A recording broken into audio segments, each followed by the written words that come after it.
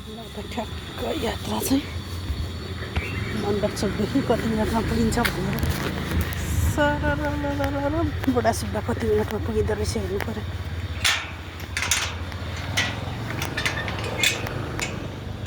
No editing, सुइकुद्ने हो, बोल्दै हिँड्दा नि पागलै जस्तो भन्छ।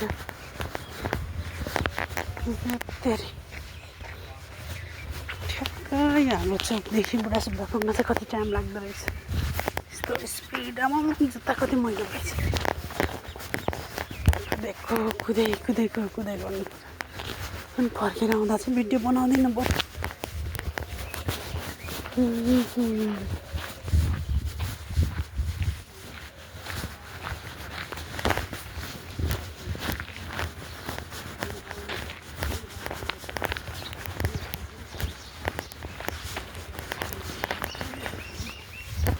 सरकार खराब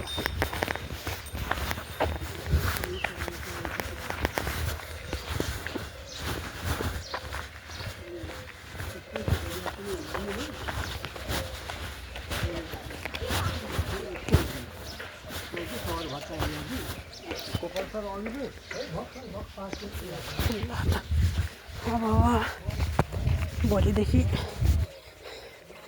अफिस स्कुल 2 दिन छुट्टी छ। सजिलो छ अब कर्मचारीलाई पनि।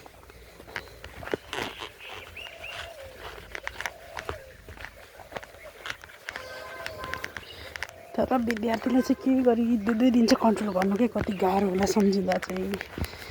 ठिक छ तर छुट्टी हो सुत्छ नि उता न के समस्या नै छैन। सरकारले गरेको निर्णयमा कसैको केही लाग्नेवालै छैन। ठिकै छ, रेस्ट पनि चाहिन्छ। तर मेरो विचारमा चाहिँ छुट्टी 2 दिन चाहिँ नगरे हुन्थ्यो, बरु 1 दिन यसो प्रयोगात्मक कामहरूमा राखे राम्रो हुन्थ्यो जस्तो लाग्छ। म यहाँ रोडमा एक्लै बोलेर हिँड्दा के हुनेवालै छैन। पछाडिबाट के आउँदैछ। 2 मिनट भइसक्यो यार। नौ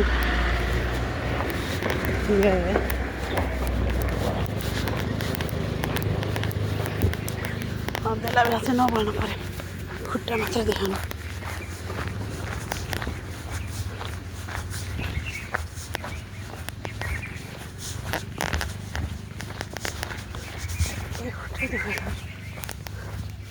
बाबु सुतिरहेको थियो, बिरामी छोडेर कुदिरहेको छु म चाहिँ। तर केही छैन, म फर्किहाल्छु। फर्केर खाना सब्जी बनाउन सक्छु, ल्याउँछु।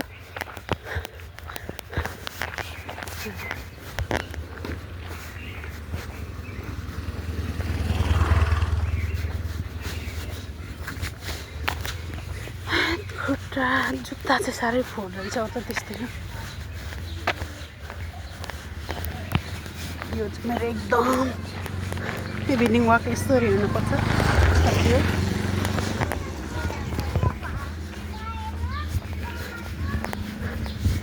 सरासरी हिँड्ने कति मिनटमा पुग्दो रहेछ बुढा सुब्बा गरेर घन्टा टङ गरेर बजाउँछु कि अनि चाहिँ मेरो भिडियो अफ गर्छु। आउँदाखेरि सपिङ गर्दै आउनु छ। यस्तो सास बढेको यार।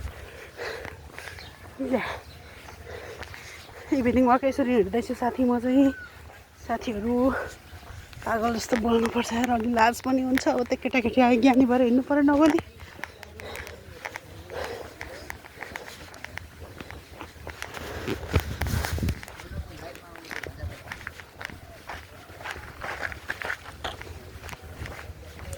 मसिनो केटाहरू तिमी छाउरा मजा आउँछ भन्न थाले यार मेरो छोरा जत्रोहरू। मण्डप चोकदेखि 4 मिनट 25 सेकेन्डमा चाहिँ दन्तकाली आइपुग्ने रहेछ। झन्डै खुट्टा मड्क्यो।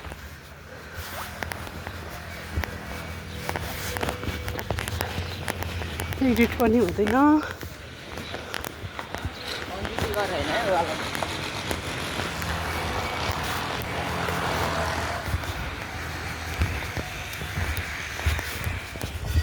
यस्तो वाल भत्काएर यति ठुलो रोड भन्दैछ नि।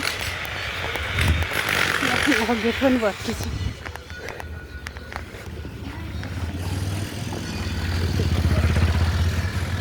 इभिनिङ वकको लागि केटी साथीहरू हिँड्दैछन् यसरी।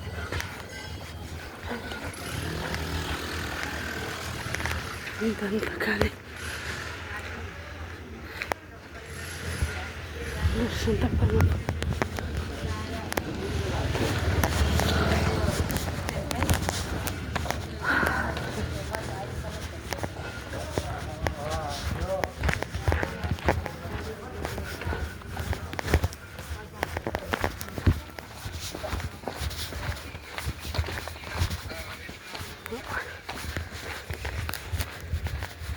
यहाँ रोड बन्दैछ, नयाँ रोड।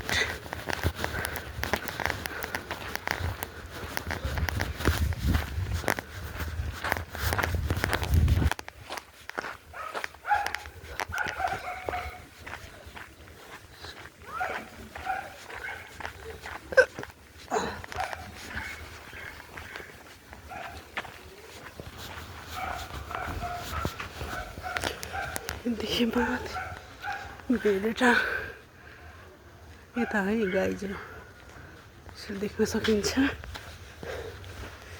यसको बाद पनि देखिन्छ तर घरले छेलेखेर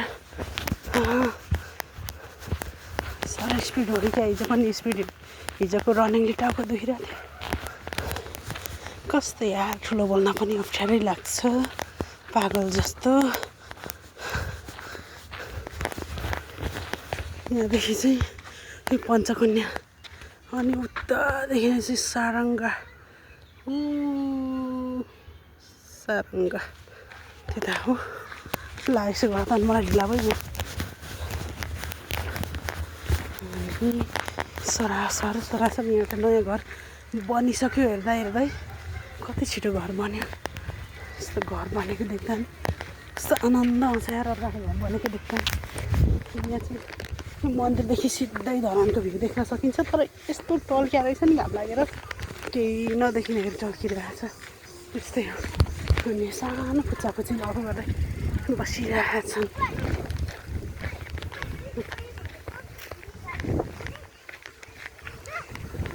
अब केटाकेटीलाई 2 दिन के गरी कन्ट्रोल गर्नुपर्ने यसको त 2 दिन लाग्दैन, हप्तामा। गाह्रो भयो त। मेरो छोरा चाहिँ हिँड्न मान्दै त कति दिनभरि हिँड्थ्यो, हिँड्नै मान्दैन अल्छे। ज्यान लागेको छ निकै। अझ अलिक बिरामी छ र राखी छोडे घरमा।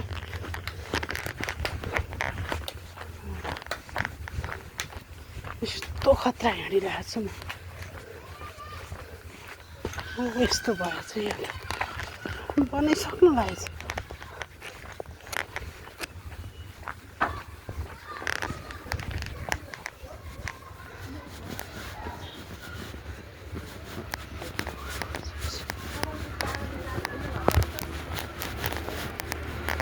हेलो हेलो, के छ? हरियो सब्जी हेरिराख्नु। हरियो सब्जी छ? सब्जी छ हरियो? हरियो सब्जी छ भनेको। यसो फर्केर आउँछ ल, बुढासुब्बा पुगेर।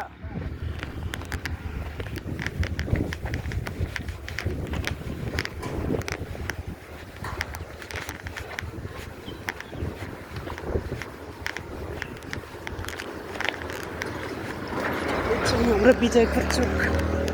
मेरो मासु काट्ने त आज पनि हुनुहुन्न कि क्या हो। आज मेरो मार्केट सपिङ गर्न बढी से बढी आउने ठाउँ यही हो। सरर कति फोहोर गनाउँछ यहाँ त। त्यहाँदेखि टोइलेट लिक भए जस्तै खालको गरिरहेछ।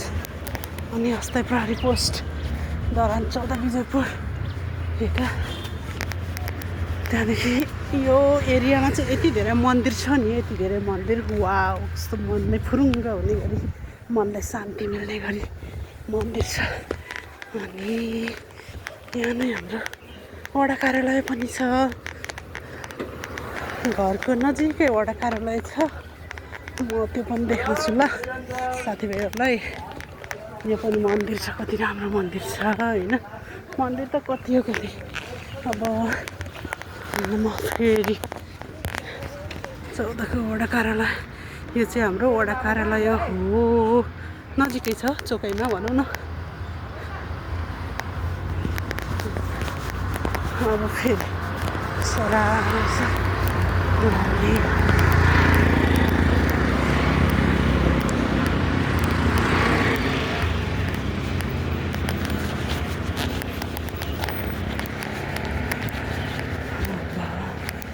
छोरो चाहिँ सुतिरहेको थियो पिर परिरहेको छ अरू त त्यस्तै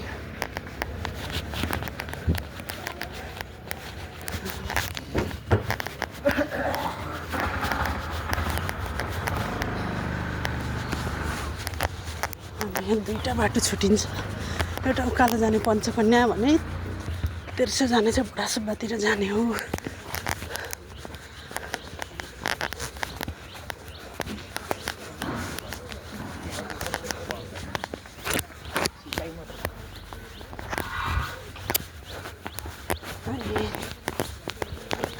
खुट्टा त निकै गरिसक्यो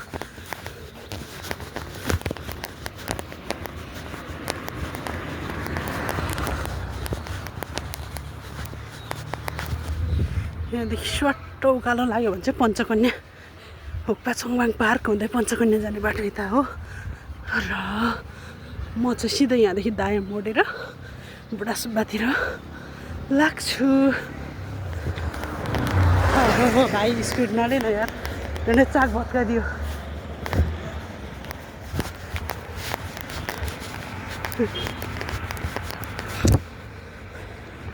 ए 11 मिनट 40-41 सेकेन्ड भयो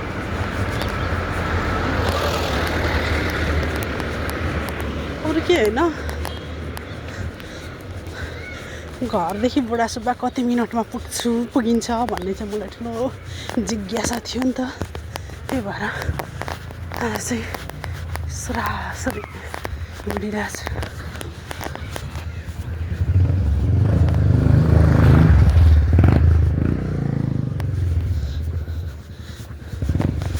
अब चाहिँ पुग्ने लागेको यहाँदेखि माथि देखिने डाँडा काँडा हुँदै धनकुटा हो त्यहाँदेखि यता चाहिँ मोर यसरी सुनसरी पर्छ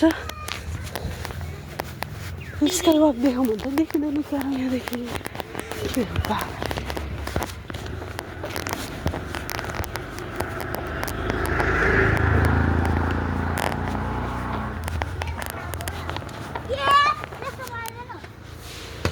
खै म पनि हान्छु त्यसरी बिस्तारै बिस्तारै ल साह्रै हान्दिनँ नि त हेर है कसलाई हान्दिउँ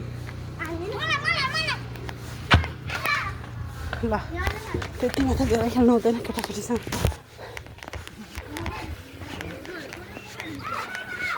मोबाइल त किन्नु पर्छ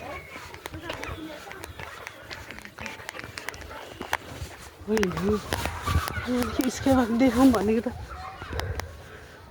छैन त देखिँदैन यार कहाँ भाग्यो अब चाहिँ म टक्कसँगले बुढासुब्बाको प्रवेशद्वारतिर पुग्न लागेको छु त्यस्तो स्पिड पनि छैन मेरो हिँडाइ त्यति सुस्त पनि छैन सामान्य गतिको हिँडाइ यस्तै हो मेरो हिजो चाहिँ रनिङ गरेको उकालोमा झन्डै मेरो तार छुटेको नि टाउको एक दुईवटा राति सुत्ने बेलामा फ्युज जले जस्तो भइरहेको थियो इलामेली सुब्बा होटल यहाँ पनि छिरेर तोङ्बा खानु मन छ यार के पाउँथ्यो त्यही थाहा छैन तेह्रथुम श्रेष्ठ खाजा घर यतातिर फेरि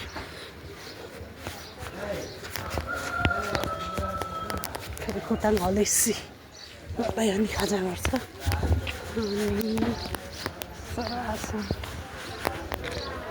गेटमा पुगिसकेँ म 15 मिनट चाहिँ लाग्ने रहेछ क्या गेट टेक्नलाई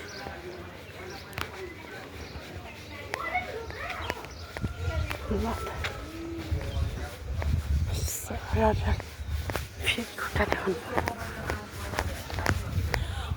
म पुगिसकेँ फाइनली बुढासुब्बा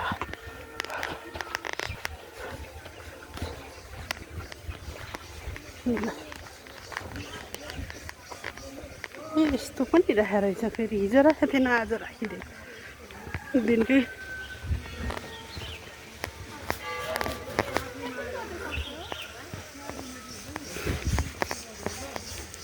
अब म पनि ट्वाङ पारेर एउटा घन्टी बजाउने हो अनि चाहिँ मेरो भिडियो पनि एन्ड गर्नु पर्ला। सुनसान रहेछ।